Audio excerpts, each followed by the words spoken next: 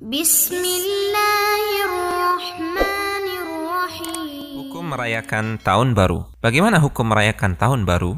Sebelum menjawab pertanyaan tersebut, mari kita simak beberapa alasan berikut ini. Pertama, turut merayakan tahun baru sama saja dengan meniru kebiasaan orang-orang kafir. Karena tradisi merayakan tahun baru ini muncul dan lahir serta berkembang di kalangan mereka. Nabi SAW melarang kita untuk meniru kebiasaan orang-orang fasik, termasuk orang-orang kafir. Beliau SAW bersabda, yang artinya, siapa yang meniru kebiasaan suatu kaum, maka dia termasuk bagian dari kaum tersebut.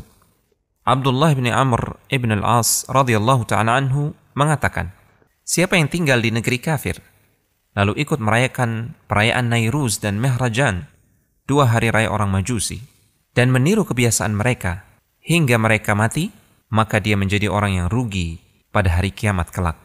Kedua, mengikuti hari raya mereka termasuk bentuk loyalitas dan menampakkan rasa cinta kepada mereka. Padahal Allah Subhanahu wa Ta'ala telah melarang kita untuk menjadikan mereka sebagai kekasih dan menampakkan cinta kasih kepada mereka. Allah Subhanahu wa Ta'ala berfirman yang artinya, hai orang-orang yang beriman, janganlah kamu menjadikan musuhku dan musuhmu menjadi teman-teman setia yang kamu sampaikan kepada mereka rahasia karena rasa kasih sayang. Padahal sesungguhnya mereka telah ingkar kepada kebenaran yang datang kepadamu. Ketiga, hari raya merupakan bagian dari agama dan doktrin keyakinan, bukan semata perkara dunia dan hiburan. Ketika Nabi SAW datang ke kota Madinah, penduduk kota tersebut merayakan 2 hari raya, Nairuz dan Mehrajan.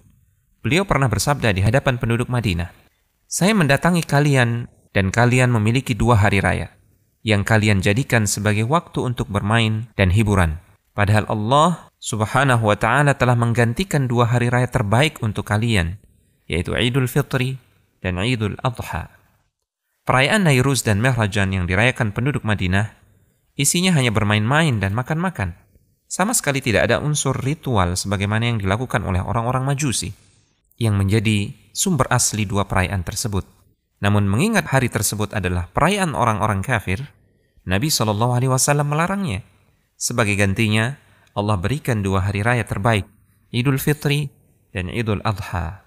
Untuk itu, turut bergembira dengan perayaan orang kafir, meskipun hanya bermain-main, tanpa mengikuti ritual keagamaan mereka, termasuk perbuatan yang terlarang, karena termasuk turut mensukseskan acara mereka.